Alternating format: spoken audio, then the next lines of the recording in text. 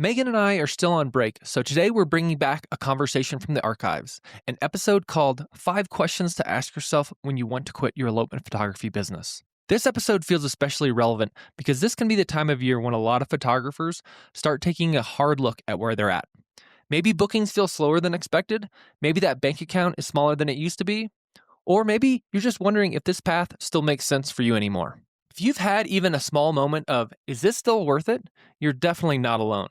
Think of this episode as a chance to pause and check in with yourself. It's about asking better questions so you can make clear, intentional decisions about your business and your future. Let's get into it. Welcome to Stoked, the podcast that helps adventure elopement photographers hit 6 figures and beyond in their businesses without hustling on social media. I'm your host, Megan McPhail, a former burnt-out emergency veterinarian that quit my hard-earned career to become an elopement photographer. Now I'm living a life I absolutely love, full of travel, adventure, and financial abundance, and I am hell-bent on helping you do the same. Are you ready to start booking out your calendar with dream couples in breathtaking locations and feeling genuinely stoked about your elopement photography business, life, and bank account? Then let's dive into this week's episode. Hey, it's your host, Megan McPhail. And your co-host, Todd Reedy. And today's episode is a really important episode for you to listen to whenever you feel like quitting your elopement photography business. I have 5 questions I want you to ask yourself when things get tough and you start questioning everything and you're like, why am I even doing this? I need to just quit right now. It's very common to have these kinds of thoughts every once in a while as an entrepreneur. So I had a bad week last week, in fact, where I was like, what am I doing? I just want to burn everything to the ground. And I'm sure you have felt this way, where you just want to give up. Oh yeah, lots of ebbs and flows to entrepreneurial life. So yeah, we've all been there. One week you'll be on top of the world being like, this is the best job ever. I love it. I'm living my dream life. And then the next week you'll be like, I can't take this anymore. I don't want to do it. So I have a few humorous, although still important questions to ask yourself, and then we'll get into the real ones. So one of the first questions, this is for the women. Are you in the luteal phase of your period? Because every month when I'm in that phase, I want to burn my business to the ground. So if you are having intense feelings about your business during that time of the month, yeah, Todd can't relate, but maybe you notice every month. No comment. Every month I kind of have a hard time during the same time. And that's one question I want you to ask yourself. Also, are you hungry? Because you might be hangry. Do you need a hug? Do you need a break or a nap? Those are some things that can skew our opinions on our businesses and whether or not we want to pursue forward. So just a few little funny things. Sometimes I do just need a hug and then everything's okay. And maybe a nice cocktail or some ice cream or pizza or something. Or a good night's sleep. Or a good night's sleep. Yeah. Or just a few days off where it's like, okay, I'm not going to think about my business for a few days. I know sometimes, Todd, you'll ask me a question about our business and I'll be like, I'm not thinking about the business today. Yep. So you got to protect yourself, some self-care. I just got back from a hot spring little overnight vacay with my mom. That was very rejuvenating. But let's get into the serious stuff, right? Because it's one thing to just have a bad day and get over it quickly, but some people might have some bad weeks or even bad months and are really thinking about throwing in the towel. And I want to convince you not to do that because I want you to think about, and this is question number 1, why did you start?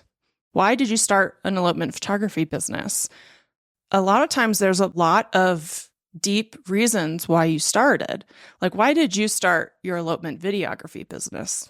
Yeah, I was burnt out on my corporate job. And I wanted to do something that was fun and outside and upbeat as opposed to just beat down meetings. So why not hang out with cool couples on the best day of their life in a cool spot? Mm-hmm. And I thought videography was going to be a really cool thing for me to dive into a new technology. I'm a big gearhead. Mm-hmm. So all of that stuff allowed me to learn new skills and buy a bunch of stuff. So Mm-hmm. yeah. Yeah. And you, listener, why did you start an elopement photography business? Are you trying to follow your heart, trying to follow your energy? Is it something that aligns with your values? Are you just excited about it? Like when you shoot an elopement or even the idea of shooting elopement, does it just like make you so happy, And then reflect on like, why did you quit whatever you had to quit to be an elopement photographer? Or what do you want to quit? Like a lot of us are trying to escape 40-hour-a-week jobs and the 9 to 5 grind and all that kind of stuff. So really think deeply about what your why is for being an elopement photographer, because I don't think you're going to find a replacement that's going to fill the reason, your why. And Megan, you haven't actually in a while, but you used to ask me often about like really envision what do I want my life to be. Mm-hmm. And I think that goes hand in hand with like kind of considering the why is like, yeah, why are you going to be putting in hard work? Why are you going to be doing travel? Why are you going to be buying a bunch of new gear? And what will that eventually turn into? And what will that allow your life to be? I hear all the time from elopement photographers and wannabe elopement photographers that they want time freedom, they want location freedom, they want to travel, they don't want to deal with corporate bullshit, or, they're trying to escape some other career that they've started. And they feel really connected to elopements rather than other forms of photography like weddings or families or seniors or something like that. So a lot of times there's a lot of deep, soulful reasons that people want to be an elopement photographer. So sit and think about that, because yeah, you're just not going to find that in any other job. Like what other job allows you to hang with cool people and be creative and travel and have freedom in your life and business? So number one question, why did you start? What is your why? Why are you doing this? Why? Number two is, what are your achievements so far? So often we focus on what we're failing at or what we haven't achieved yet, that we forget about how far we've come.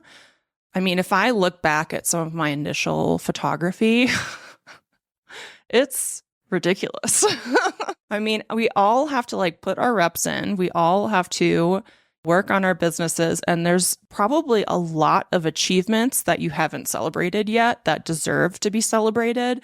So also sitting and remembering how far you've come and not just fixating on how far left you have to go is really important.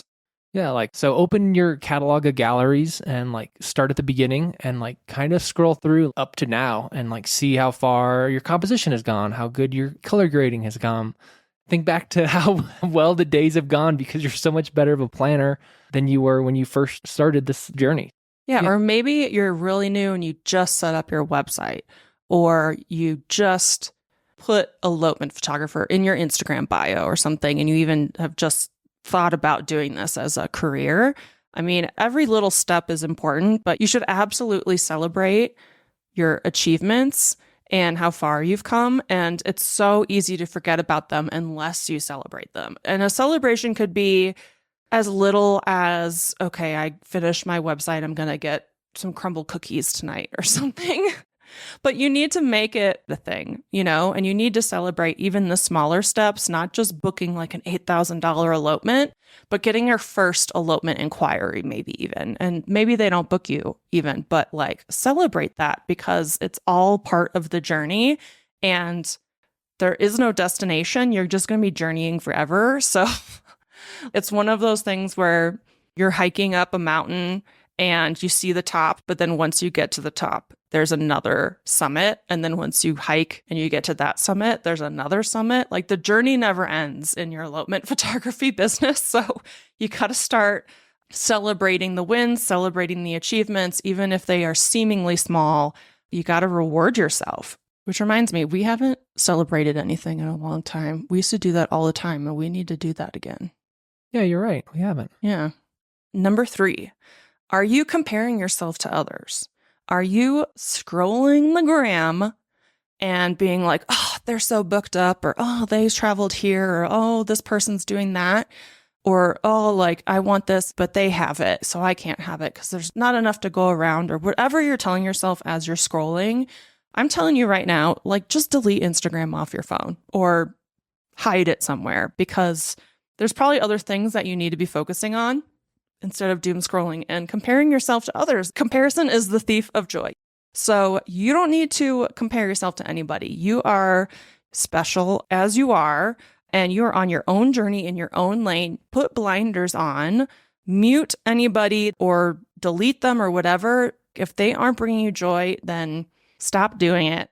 And yeah, Instagram is like the worst for that. And comparing yourself to others is a great way to make you feel like you suck. But we all know Instagram is a highlight reel and you're not seeing behind the scenes stuff. And I will tell you, even the people that seem really successful are struggling behind the scenes. I know that for a fact. So yeah, have you ever felt that, Todd? You get FOMO really bad. Yeah. When I was starting, I think I did compare myself often to like locations and like even films. But now I think I get the FOMO, yeah, when I see like people booking and, traveling to cool places and even shooting elopements. Yeah, you're like, oh man, I wish that was me. Yeah. But in reality, do I really wish it was me? Mm-hmm. Usually not at this point. So yeah. You've grown a lot. Yeah. On kind of a tangential note, do you think Instagram is the new Facebook, in your opinion? I know you like loathe at Facebook. So do you think you're trending that way towards Instagram? I think that people just use it wrong, because you can have fun on there. That's what I really try to tell people. I think people think Instagram is the be all end all of their marketing when it's really not. It's a small piece. And yeah, I mean, Facebook, definitely delete Facebook. Because yeah, if you're posting in Facebook groups, you're going to get awful advice. It's going to be toxic. People are going to be mean, or you're just going to be inundated with the issues of others. Like I always get such bad anxiety reading about all the issues other people are having with clients and stuff. So definitely don't use Facebook and Instagram. Like you should have fun on there. You should not be scrolling mindlessly and feeling jealous or whatever. So yeah, so stop comparing yourself to others. Temporarily delete or hide Instagram if you need to. Lock your phone in a freaking lockbox. We have one of those actually.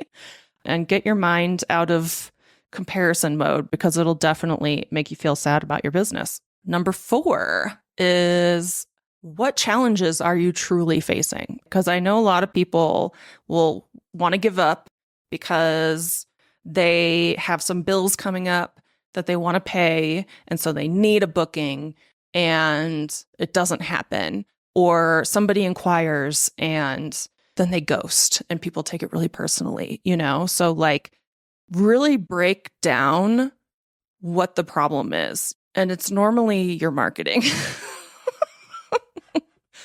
The marketing is normally the issue. You might not be talking to the right person. You might not be attracting the right person. You might not have enough website visitors. You might not be communicating your value enough.